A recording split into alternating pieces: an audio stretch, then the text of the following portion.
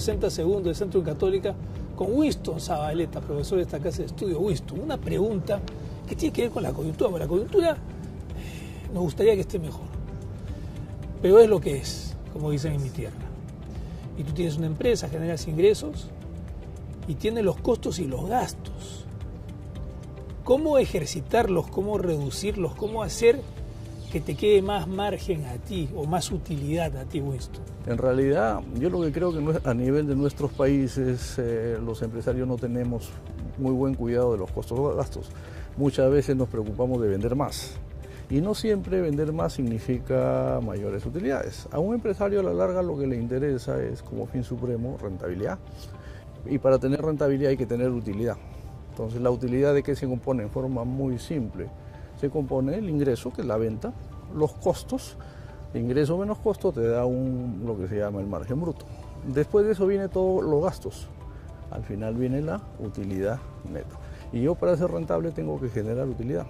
No olvidemos que la rentabilidad es la utilidad sobre el capital invertido. Si uno va a un banco, por ejemplo, están obsesionados con el numerito. Nos dicen el número, vamos a llegar al número, el número, que son ingresos. ¿Por qué no hay la misma obsesión con llegar a un número de reducción de gastos y de costos? Yo diría porque todavía hay falta de sensibilidad de los empresarios respecto al buen cuidado de los costos y gastos. Por ejemplo, usualmente cuando un empresario tiene un problema, lo primero que dice es estoquéate. Y el stock, ¿qué significa? Inventario, y eso cuesta mucho. Ahora, el stock en este momento en el Perú, ha salido la encuesta expectativa del Banco Central, ¿no? Y el stock, los inventarios, está subiendo. Entonces, ¿tú cómo lees eso? Lo leo de la siguiente forma. ¿Cuándo ocurre excesos de inventarios? Cuando tú proyectas, cuando tú planificas bajo una coyuntura de venta y sobre eso tú compras tus materias primas o haces tu producción para productos terminados. Cuando no está alineada la oferta con la demanda ocurren esos baches, ¿no? Y eso no te libra que en el tema de inventarios hay dos cosas, o exceso o quiebre, y puede darse las dos cosas. Quiebre es que el cliente te pide algo y no lo tienes. ¿Por qué? Porque tienes camisas blancas y los clientes quieren camisas negras y no tienes. Entonces lo mismo, en zapatos, el mercado quiere zapato 42, de ahí de repente 43 o 41. Entonces el hecho de tener exceso no te libera de los quiebres.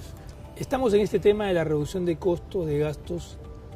Dos preguntas, ¿no? Es, cuando lo hacemos, ¿cómo lo hacemos? O sea, ¿qué observaciones le harías a las empresas peruanas que están inmersas en esta actividad de reducir costos y gastos? O sea, ¿lo hacen bien, no lo hacen bien? Y por otro lado es, ¿cómo es que se debe hacer? O sea, ¿cómo se hace versus cómo se debe hacer? Lo que se hace normalmente, usualmente he visto en muchas empresas, que cuando tenemos algún problema, básicamente vemos que nuestras utilidades no son las que creemos o tenemos problemas ya de liquidez. Lo que hacen las empresas es entran a la reducción del costo administrativo.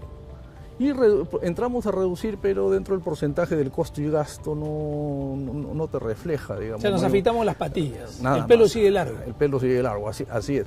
Pero lo que deben hacer, ¿qué recomendación le doy al empresario? En resumen, una metodología estructurada. ¿En qué consiste la metodología estructurada? Bastante fácil. Primero hay que revisar la estructura de tu EPG. El EPG se compone de ingreso, costo, gasto.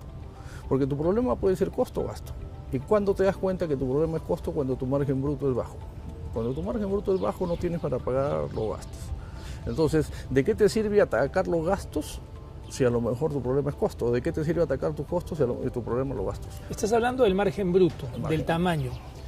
Yo sé que dependiendo del sector, de la empresa, hay un porcentaje vinculado a ese margen. ¿Te atreverías a decir? Yo tengo ahí, por ejemplo, indicadores entre Alicorp, Gloria, Bacus, Plaza Vea, más o menos ronda, Live, que es una información pública, está en la página web, ronda entre 27 y 30%.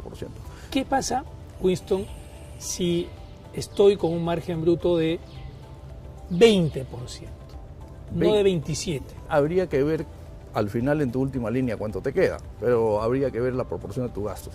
Pero yo creo que ya estás entrando en una fase... Te la estás jugando, la utilidad está ahí. Ahí ya te la estás jugando. Habría que ver cuál es el impacto. Podría salir la utilidad jalada, podría ser, casi con seguridad te puedo decir. Salvo que tu negocio sea de alto volumen. Por ejemplo, una comercializadora de combustible tiene tipo Primas, Pexa, Repsol.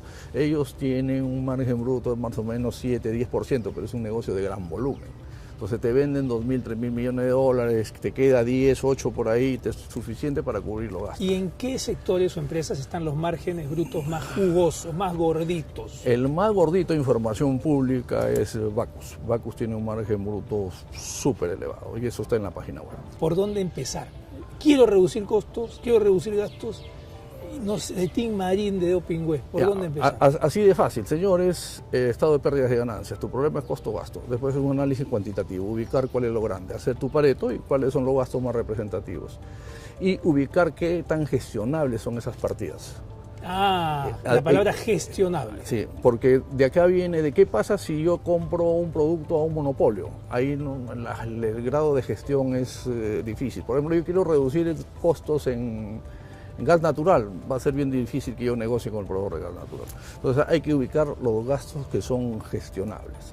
Después, una vez que haces eso, ubicas una partida atractiva, le haces la trazabilidad al gasto. ¿Y el gasto dónde? ¿Cuál es la partida de nacimiento del gasto, señores? El presupuesto. En el presupuesto tú dices, para tal partida voy a gastar 2 millones de soles.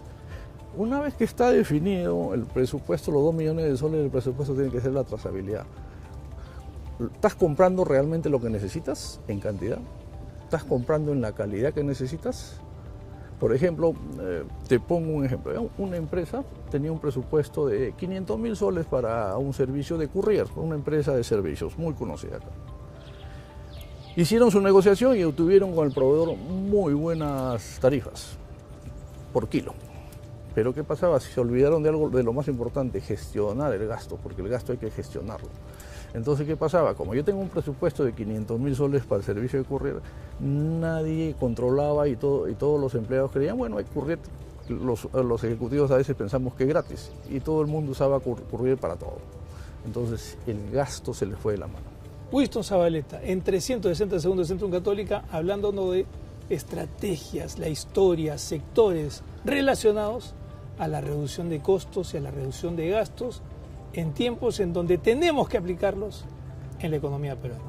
Cuídense mucho.